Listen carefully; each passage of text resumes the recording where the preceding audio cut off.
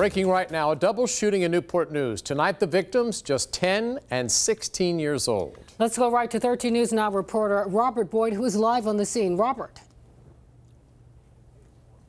Well, still a very active investigation out here at Roanoke Avenue. As you can see behind me, police actively investigating this street. Once again, two young men shot tonight, a 10-year-old inside of a home and a 16-year-old who was walking on the sidewalk outside of the home. And so far, no arrests, no suspects, and no motive. Now, I spoke with an eyewitness off camera who said she was sitting on the couch in the living room around 8:30 this evening when a bullet went through the wall, grazing a 10-year-old boy in the head. The witness and the boy's mother covered the wound with a towel and called police. The 10-year-old was then taken to the hospital, and it was during that same shooting that another bullet hit a 16-year-old in the hand as he was walking along the sidewalk outside of the home.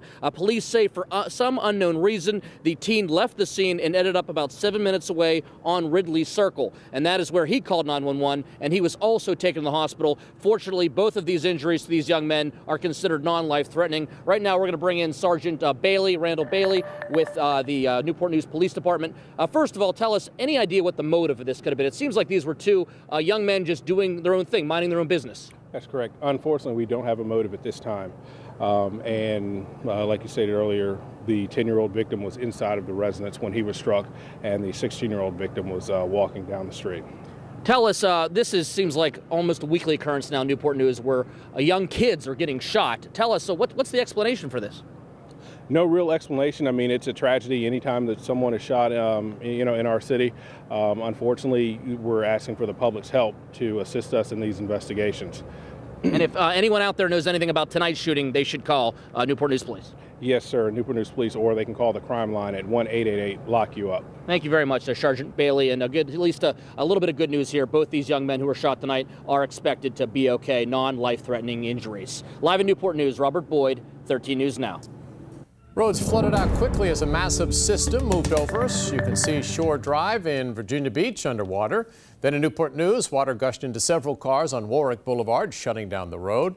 It's all because of this mess. While it's bringing cooler temperatures, your Saturday will be off to a wet start. Evan's tracking all of that. That's right. We're looking at some showers lingering into tomorrow morning, but we had some heavy rain earlier with some of the thunderstorms that were rolling through. Didn't have severe weather, but we did get some reports of some trees down up around New Point here in parts of Matthews County, and we still have a few thunderstorms moving through the area.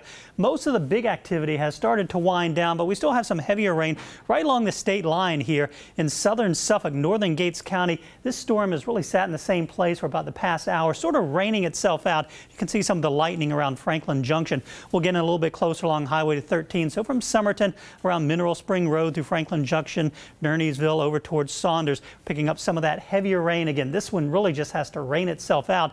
Oh, we've got another line off towards the north, just north of James City County here around Little Plymouth and West Point over towards Saluda through the Middle Peninsula and the Northern Neck. This had a lot of lightning with it a little bit earlier. Now we're just picking up a few strikes. So this will continue to slide south and eastward. So parts of the peninsula, Middle Peninsula, look for some of that rain to roll in over the next hour or two. Some of those rainfall amounts, so we picked up almost 1.7 inches of rain in Franklin, an inch and a half in Norfolk, 1 1/4 in Suffolk, over an inch in Virginia Beach, and about a half inch to 3/4 through Newport News and parts of Hampton. Now by tomorrow morning, still a few showers around, cloudy skies through much of the day. And notice those high temperatures only in the upper 70s tomorrow, and by late in the day we should see a little bit of sunshine. Now that's not the only thing we're watching. We're also tracking the tropics. Got the latest on Tropical Depression number 3. I'll have the latest forecast and how it might impact your weekend coming up in just 12 minutes. Continuing coverage tonight of the Virginia Beach mother who disappeared without a trace. We told you last night how police believe Bellamy Gamboa may have been abducted. No one has seen the 39-year-old since Sunday night on Careen Drive.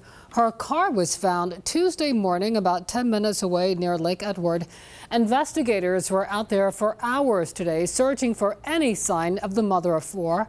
Her sister, Cherise Gamboa, and the rest of the family members are desperate for any sign that she's okay. We want to know her condition, and we want her to know that we're coming for her, but we also want to ask her to just keep fighting, because we all know that Bellamy's a fighter. Just last night, Virginia State Police issued an Ashanti alert for Gamboa.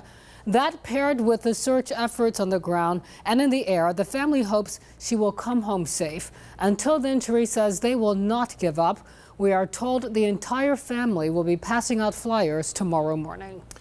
A summertime health alert tonight from the CDC. Mosquitoes carrying West Nile virus have been found in both Norfolk and Suffolk. More of us are getting sick from the insect bites. The CDC says illnesses from flea, tick, and mosquito bites have tripled since 2004. Diseases like West Nile, Zika, and Lyme disease. CDC officials say the increase is likely due to many factors, including mosquitoes and ticks moving into new areas. 13 News Now reporter Megan Poirier was at the popular park tonight where the virus has been found. David, first it was Suffolk. Now Norfolk is the city getting hit with mosquitoes carrying the West Nile virus. We talked to some people in those neighborhoods to see how they're feeling. The sounds of summer are echoing across neighborhoods in Norfolk. While kids cool off, they don't always pay attention, but a simple bug bite could change everything. Shute Park in the Fairmont Park neighborhood is one of 3 areas in Norfolk that tested positive for West Nile virus under the Norfolk Department of Health. West Nile can take your life, or it can make you really bad sick. Gary Foster brings his daughter to the park each week. If mosquitoes out here, we won't be coming back. One bite really impacts his daughter's skin. Oh, when I get bit by a mosquito, I get a little bump. My kids, well, the one that loves the mud, she bubbles up like in some old freaky. And now that West Nile is in their park, I actually just wanted them to really come out and enjoy themselves, but I think I might be packing it up and going home. The CDC says to remove standing water, wear insect repellent, or long protective clothing, and call the professionals for help. Mama, go. These are tips Chanel Hicks may start using. I'm definitely gonna make sure I have on bug spray when I go out now. Hicks and her dog Moko regularly come to the Lafayette Dog Park. The dogs, they're outside a lot this summer. We want them to play around, so they get mosquito bites a lot. And the news of West Nile has her on edge. I was just oh, mosquitoes a normal part of the summer, but now I'm okay, well, West Nile is a little different. Now she plans on protecting them both. Your pets are your family, so you want them to be safe as well. For more tips on how to stay safe from mosquitoes this summer, visit our website at 13newsnow.com. In the studio, Megan Poirier, 13 News Now. State leaders cannot stress enough the importance of vaccinating your horses. The Department of Agriculture says about 30% more horses are dying from West Nile virus, while the death rate for Eastern equine encephalitis is up 90%. Check with your vet to get these vaccines. They last 6 to 12 months. Thai officials are now revealing how rescuers plan to free that soccer team trapped inside a flooded cave. A volunteer rescuer died while performing a dangerous mission. A commander at the scene now says there is a limited amount of time to save the boys. Elizabeth Herr is following the effort. A plan to rescue the soccer team now more urgent than ever, with heavy rains closing in and a new concern: oxygen supplies inside the cave shrinking. A former Thai Navy SEAL, a volunteer rescue diver, died due to lack of oxygen. Officials say 38-year-old Samang Kunan lost consciousness on a return dive from where the boys are stranded. He was in the process of placing air tanks along a possible evacuation route for the boys. And now authorities say they may have no choice but to dive the boys out of the cave, an operation initially considered too dangerous. Not today. They cannot dive at this time. According to the governor, the boys are still not ready, so the Thai Navy SEALs are proposing to use a buddy dive system, pairing the boys up with an experienced diver who will guide them out. A journey nearly 3 miles long, with some areas completely underwater. Another idea: drill through the rocks to reach the boys from above. But so far, we are told the teams have tried more than 100 holes to no avail. Officials say the boys have been learning how to breathe underwater, and if all goes well and this buddy dive system gets approved, the goal is to start pulling the boys out of the cave, perhaps as early as this weekend. Elizabeth Herr, ABC News, New York.